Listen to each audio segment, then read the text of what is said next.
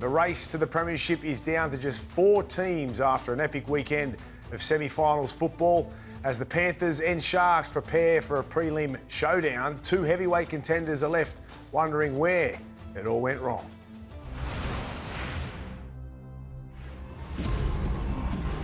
They have had a dream season. The Raiders and the Sharks right here. Trindle, Hines up on the left, what a pass. Bolatello scores. Cronulla, Trindle there, flick pass to Hines. They've done it again. I know we just outplayed by a better team tonight. Now one last play. They go to the short side again, and Welton scored. Where the Sharks fans have gone absolutely crazy. 20 unanswered points, and through to the prelim final. It's the Panthers and the Bulldogs for a place against the Broncos. We're underway here in the semi. 5 metres out. Edwards to Cleary. He comes to the middle. Lindsay Smith keeps it going. Sorensen and McLean likewise. Toto for the corner. First try goes to the Panthers. Looking for a second here. Edwards tipped on again. Alamotti off the back of Tungle. Still going. Alamotti scores. The former Bulldog makes it number 2 for the Panthers. But the leading out there now. Tungle for Alamotti. Gets away from Inakama. Back on the inside. Cleary is there. The Panthers strike once again.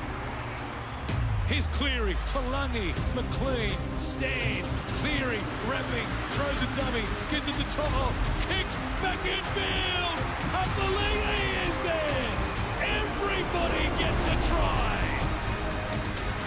Yo, Cleary, Edwards, the hands again, Tungle, Alamotti for a hat-trick. On a big day, there's nothing to it. The Broncos are next for the 4-time defending champions. They have taken down the Bulldogs 46 points to 26. How good was the first or the second week of finals? Joining me, the great Gordon Tallis. Let's bring the journos in. Buzz Rothfield and Brent Reid. And 2 games, 2 winners, 1 and done. It was the Sharks that were too good for the Raiders. Buzz, you'd be happy with that one. Sure was. And then yesterday, the Panthers with a clinical display, smashing the Bulldogs at Accor Stadium, Gordy. Oh, look, it was a fantastic. The Sharks, obviously, getting that monkey off their back in Penrith yesterday, that's probably the best 40 minutes of their season, you would suggest. Teams, guys, outside the top 4 are still alive, the Panthers and the Sharks. Yeah. The other thing, mate, I'll tell you about, a smashing weekend for rugby league on television.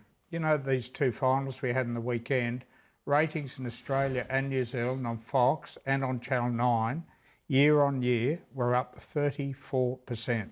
That's how many, and I tell you what's really impressive, admittedly off a low base, but Melbourne, AFL City, up 95%. Is that right? 95%. Now, with the crowds, I've written it all down here, the attendances in the 2 finals on the weekend, even though we didn't fill a call, they were up 35% compared to last year.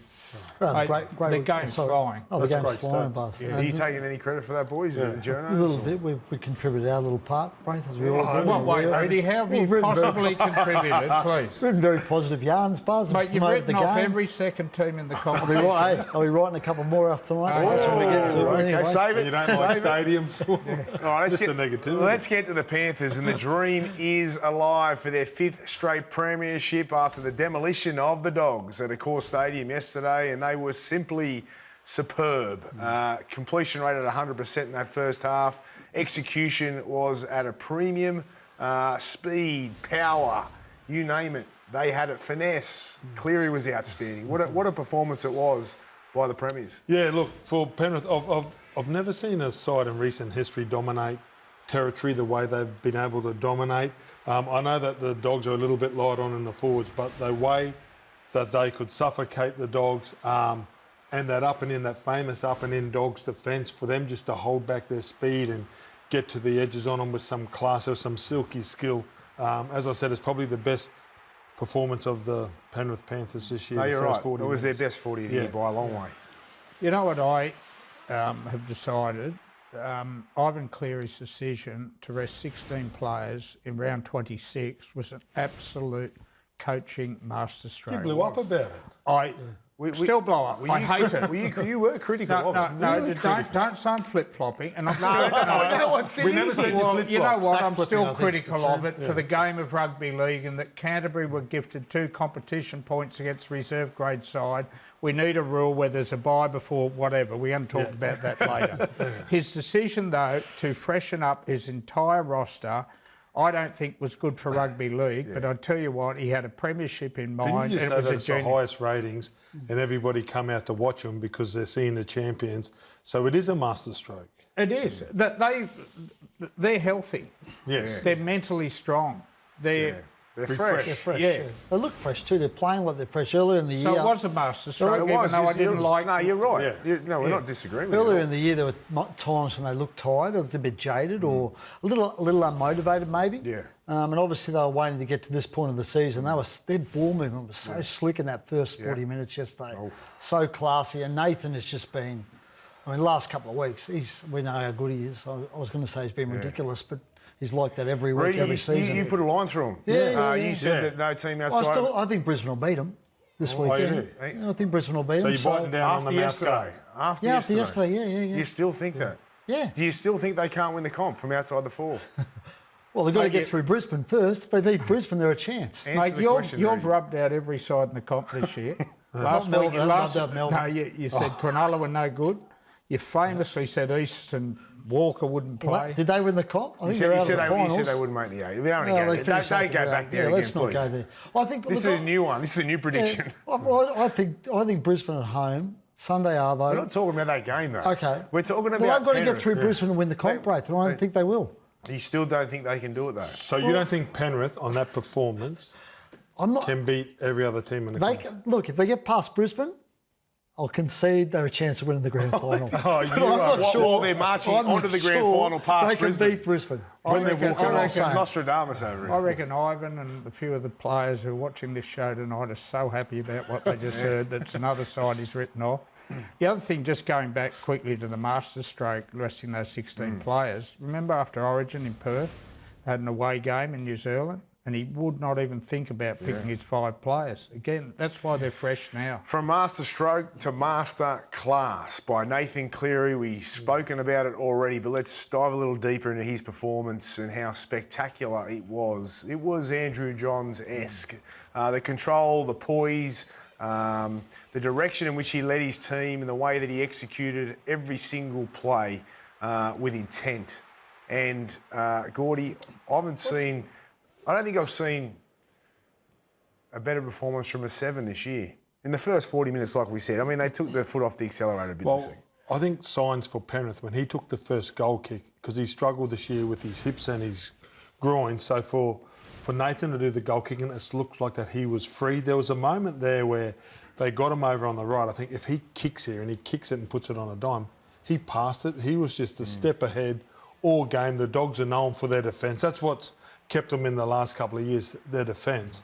And I said yesterday in the call, Nathan Cleary pulled him apart like a hot chook. He was so clinical, going through his movements. And there's this argument, and I've argued against your guys when I try and put him on Joey and Jonathan Thurston's level and above Cronk and all that. But he and you guys argue back about owning Origin, but he so typically does this in finals. He does. And you go back to that when they came from that impossible position against Adam Reynolds, was it the Broncos a couple of years ago? Yeah. That performance, and then again yesterday. They could put him in a Hall of Fame now. I was talking to someone after the game yesterday. I said, you remember the last time you walked away from a game and you went, geez, Nathan had a shocker today? Yeah. I don't think I've ever said it. No. His standard is so high. He just doesn't have poor games. They're either good or brilliant. There's no poor in his. He has levels game. too, though. He has levels, and he took them to another level yesterday. You watch him But play. he does that. I mean, No. He was good yesterday, but he was really he's good. been good for a long time. Nah, now. but yesterday, you watch him go to the defensive line, always a threat, and he plays so square. He knows who he wants to get to, whose eyes he wants to engage, what player he wants hitting short or out the back. And Penrith do a great job of giving him a number of options at any given time with every play because their setup is so good. But the execution and he plays so square that he can run the ball, he can throw the pass, he can kick. He has every option at any time because of the way that he plays, the style that he plays.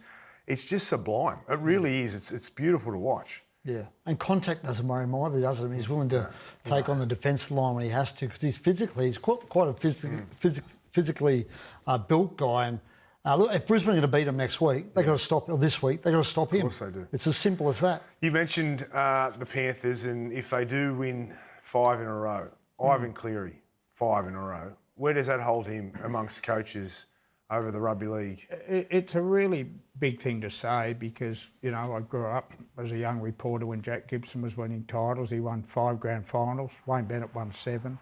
And Craig Bellamy, no one will ever match the consistency. He's won 5 titles, kept 3 of them. I think under the salary cap rules, considering the amount of players and assistant coaches he's lost, considering they're at the bottom of the ladder in round 12 and they've had to come from nowhere, if he lifts that trophy in 2 weeks' time, I would put him up with Jack and Wayne Bennett and Craig Bellamy as the greatest coaches of all time. What do you think? He's in the argument. There's no doubt about that. I think he deserves to be. You don't agree with Buzz? Well, I'm saying he's in the argument, Braith. It's worth a debate. I'm not sure. Who's above him? Well, I think Craig probably is because I think Craig's regenerated teams. Like he's been at the top for 5 years in a row, but Craig's won premierships. I know Craig's lost built players, teams up but has again he to win premierships. consistently lost them? Yes. Like Ivan has done. Yes, over 20 years he's consistently lost them. Yeah. And this is Yeah, of course. It's not and meant to Wayne's be in won- any way. And Wayne's won 7 comps. I said that, I Rudy, know. and Jack Gibson won 5 comps. But when Wayne was winning comps, he had half the Queensland side. He's got Probably a pretty more. handy team as well.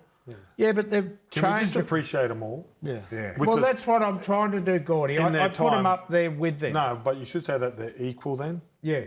Because in American basketball they call it the Mount Rushmore. So there's so they sit up there equally with the greatest. And what Jack achieved, what Wayne's achieved, what Craig Bellamy's achieved, with some of the players that he's achieved. If you've looked at Penrith over the last 5 years, and it's in hindsight, the players that they've had gone through their system they're arguably some of the greatest players to play. Yeah, the only thing I leaning with Cleary joining them He's at unbelievable. least is that it's salary cap era. Yeah. And it's so hard to win comps when you're losing your players and your coaches every year. No, he's definitely amongst I the best agree. ever, especially if he goes on the 5-peat.